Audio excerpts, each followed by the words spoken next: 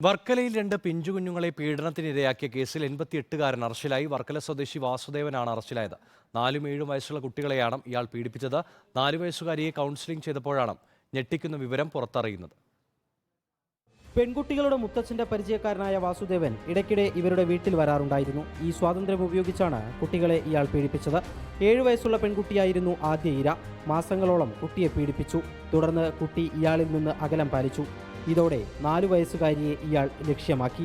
സ്വകാര്യ ഭാഗത്ത് വേദന അനുഭവപ്പെടുന്നുവെന്ന് കുട്ടി അധ്യാപികയെ അറിയിച്ചു. തുടർന്ന് ടീച്ചർ ചൈൽഡ് ലൈനിൽ വിവരമറിയിച്ചു. ചൈൽഡ് ലൈൻ കൗൺസിലിംഗിലാണ് ഞെട്ടിക്കുന്ന വിവരങ്ങൾ കുട്ടികൾ പുറത്തു പറഞ്ഞത്.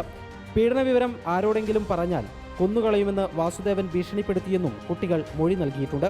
ചൈൽഡ് ലൈനിന്റെ നിർദ്ദേശപ്രകാരം കേസെടുത്ത അയിരൂർ പോലീസ് ഇന്നലെ രാത്രി തന്നെ ഇയാളെ കസ്റ്റഡിയിലെടുത്തു. പോക്സോ അടക്കം വിവിധ വകുപ്പുകൾ ചുമത്തിയാണ് പ്രതിയെ അറസ്റ്റ് ചെയ്തത്. റിപ്പോർട്ടർ, തിരുവനന്തപുരം.